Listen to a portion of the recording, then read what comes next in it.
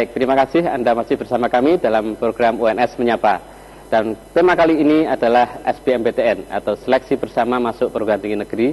Masih bersama Prof. Tarno, Prof. Nadi, dan Mas Winarno. Tak lupa kami mengajak sahabat kamu sekalian untuk berpartisipasi dalam acara ini dengan menghubungi 081 567 703 545. Kita kembali ke Mas Winarno tadi yang sudah menjelaskan proses pendaftaran sudah selesai by online ya. Kemudian proses pembayaran, jadi artinya harus membayar pendaftaran itu sendiri. Bagaimana ini tahapannya, Mas? Baik, untuk pembayaran yaitu calon mahasiswa sudah mendapatkan kode bayar, ya, kode bayar. Nah, kode bayar nanti sebelumnya diambil dari pra pendaftaran tadi. Jadi setelah mendapatkan kode bayar, selanjutnya kode bayar ini bisa dibawa ke bank. Nah, bank yang melayani ada dua, yaitu Bank Mandiri dan Bank BNI. Itu Nah, untuk Bank Mandiri, channel yang digunakan bisa multi channel, yaitu SMS banking, internet banking, teller, ataupun ATM. Dan untuk ATM sendiri di Mandiri bisa menggunakan yang model menggunakan ATM bersama, jadi menggunakan transfer. Ada tata caranya. Jadi nanti membutuhkan kode bank 008, 10.000 dan kode bayarnya.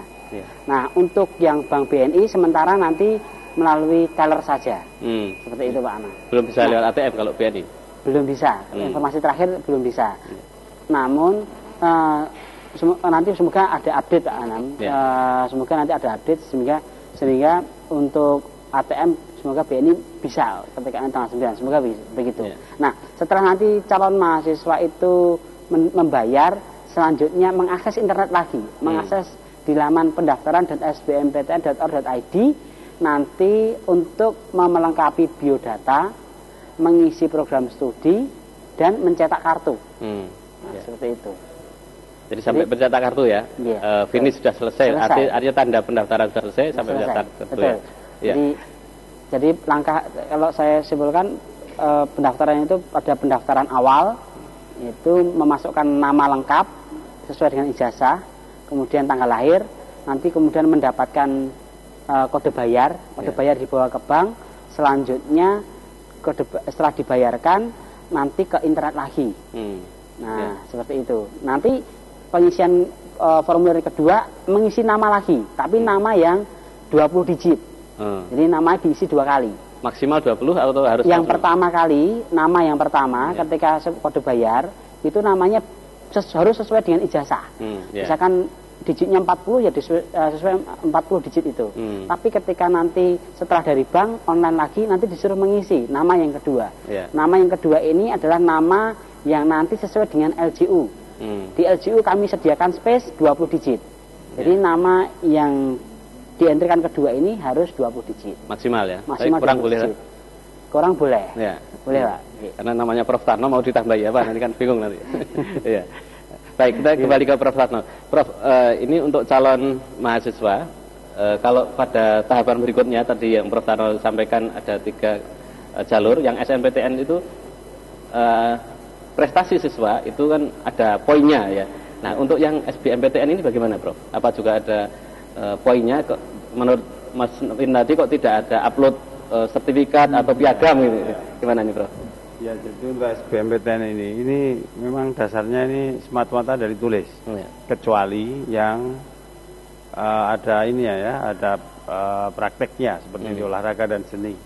Jadi utamanya adalah tulis, sehingga ya maksimalkan itu dari tes itu, entah yang soshum maupun yang saintek ya, itu maksimalkan di situ karena memang itu menjadi satu-satunya dasar untuk kelulusan. Sehingga menjadi penting sekali untuk adik-adik yang ingin mendaftarkan di perguruan tinggi manapun melalui jalur SBMPTN ini harus mempersiapkan tes tulis ini dengan sebaik-baiknya. Lah, untuk yang ada tes ini ya, prakteknya seperti di olahraga dan seni itu juga perlu dipersiapkan dengan sebaik-baiknya. Itu nanti akan dilaksanakan berturutan setelah tes tulisnya, Mas ya. Iya. Kalau terkait dengan linier atau IPA harus IPA kemudian IPS harus IPS, itu gimana, Prof? Ya betul semacam itu. Sebenarnya sih untuk SBMPTN itu lebih terbuka kesempatan untuk bisa kemana-mana sebenarnya. Kecuali yang kedokteran, yaitu karena memang dari konsil tidak membolehkan yang dari IPS untuk ngambil kedokteran. Untuk yang lain pada prinsipnya bisa untuk ambil tidak linear, hanya saja tentu saja itu ada risiko-risiko ya. Jadi kalau saya seorang IPA ngerjakan IPS ya belum tentu lebih baik daripada yang memang asli IPS dan sebaliknya. Jadi itu mesti ada risiko-risikonya ya begitu. Jadi sebaiknya memang kalau bisa ya linear itu akan lebih baik, karena memang sejak dulu belajarnya sudah di bidang itu, saya yakin akan maksimal pengetahuannya di bidang itu pula begitu ya. Jadi kalau tidak terpaksa gitu, menurut saran saya kok sebaiknya linear saja, meskipun itu dikasih kesempatan untuk bisa tidak linear, kecuali yang kedokteran tadi. Baik, kita kembali ke Prof Nati. Prof, selaku panitia lokal ya UNS ini, bagaimana panitia UNS ini bisa menyiapkan barangkali juga saudara-saudara kita yang disabilitas ini, Prof? Ya, baik Pak. Sejak awal kampus ini tidak melakukan diskriminasi terhadap semua peserta. Jadi siapa saja boleh menjadi mahasiswa sepanjang memenuhi passing grade berdasarkan tes tertulis. Nah, yang dapat diberikan oleh UNS adalah bantuan pada waktu mereka misalnya ujian. Kalau memang mereka tunadaksa, maka karena di dalam kartu tertulis ketunaannya, maka panitia menyediakan tempat yang bisa diakses oleh dia. Kalau misalnya pengguna kursi roda, demikian juga kalau itu tunanetra, maka akan ada pembantu untuk paling tidak membantu dia mengerjakan tes, karena tidak ditulis dalam braille itu. Itu yang dilakukan. Tetapi dianjurkan kalau memilih di UNS ini, calon mahasiswa harus memahami kondisi di UNS dulu. Ya, misalnya kayak gedungnya seperti ini, mana yang sudah diakses dan belum, sehingga begitu mereka kuliah tidak kaget. Ya, jadi mana yang diakses, mana yang belum dan sebagainya. Itu. Dan barangkali walaupun tidak kita inginkan ini, Prof, kalau ada yang sakit misalkan, nah ini bagaimana ini? Apa dimungkinkan ujian di tempat dia istirahat di rumah sakit misalkan, atau bagaimana ini, Prof, sebagai panitia ini? Kita ini begini, Pak, boleh sepanjang kota Solo dekat kampus. Jadi di rumah sakit akan ada tim yang membawa soal dan nunggu di sana, tapi tidak bisa kalau di luar Solo. Jadi yang terjadi dulu itu adalah dia dirawat di misalnya luar Solo, kemudian karena memberitahu ke kami, ke UNS, terus UNS ini menyarankan dia kerjasama dengan rumah sakit paling dekat dengan kampus ini, syukur di health center kita sih bisa. Jadi dulu malah dengan diantar perawatnya di health center kita, ada pelayan di sana, sehingga tidak harus keluar dari Solo. Ya, mudah-mudahan semua sehat. Semua sehat. Kita kembali ke Mas Vin. Mas Vin, tadi yang saya sampaikan proses pendaftaran ini untuk yang normal ya. Nah, untuk yang bidik misi, apakah proses pendaftaran juga sama ini? Tapi sebentar, Mas, sebelum kita lanjutkan, ada yang mau gabung dengan kita? Kita sapa dulu. Halo? Selamat sore, Pak. Iya, mau tanya ini, Pak. Iya, silakan, Pak. Dari siapa, di mana? Dari Bapak Munajat Binyamin. Oh ya, silakan, Pak. Mohon diulang untuk pendaftaran murid bersama itu daftarnya tanggal berapa sampai tanggal berapa, Pak? Oh ya, itu aja, Pak. Iya. Terima kasih. Sama-sama, Pak. Ya, tanggal berapa ini, Mas, tentang jadwal? Ya, jadwal penting untuk SBMPTN ini. Mulai dari pendaftaran sampai tahap-tahapan, Mas. Mei. Ya. Mulai pukul 8. Ya. WIB sampai tanggal 29 Mei. Pukul 22. Sampai malam ini ya. Ya. Nah, nanti untuk pendaftaran awal, jadi misalkan belum punya PIN dan KAP, setelah membuat PIN dan KAP baru, maka hanya 3 hari saja. Selang 3 hari, ya dia bisa membayar itu dikasih waktu 3 hari.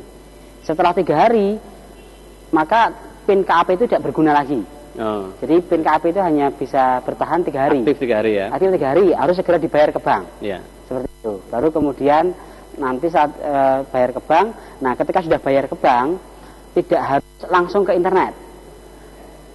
Batas paling akhir adalah tadi 29 Mei pukul 22. Ya. Seperti itu. Itu jadwalnya ya. Ya. Ya. Kembali ke yang bidik misi tadi Mas, untuk proses pendaftarannya, kira-kira bagaimana ini prosesnya? Baik. Untuk bidik misi itu ada 2 kategori, yaitu bidik misi yang sudah diterima SNMPTN dan yang belum diterima SNMPTN. Yeah. Nah, bagi bidik misi yang belum diterima SNMPTN, maka langkahnya adalah yang bersangkutan harus melakukan pendaftaran ulang ke bidikmisi.go.id, bidikmisi.dikti.go.id. Nah, di sana yang bersangkutan akan didaftarkan ke jalur SBMPTN. Setelah didaftarkan, nanti selanjutnya baru bisa masuk ke lamannya sbmptn.org.id. Yeah. Seperti itu. Bagi yang belum diterima seperti itu. Yeah. Itu pun berlaku bagi calon mahasiswa angkatan atau lulusan 2013-2014. Jadi kalau 2013-2014 yang mungkin kemarin belum diterima, sekarang mungkin di rumah begitu, tidak kuliah, tidak sekolah, ataupun yang lain begitu, kuliah tapi di swasta ataupun yang lain. Nah, yang bersangkutan bisa meminta sekolah asal SMA, SMK yang bersangkutan untuk direkomendasikan kembali. Yeah. Nah, kemudian nanti dapat PIN dan KAP, selanjutnya register. Ya, tentang register akan kita lanjutkan lagi Mas di sesi berikutnya. Ya, sahabat kampus jangan kemana-mana, kita nanti akan lebih jauh lagi menggali bagaimana proses pendaftaran dan juga bagaimana registrasi untuk SBMPTN tahun 2015. Tetaplah di UNS Menyapa. Bersama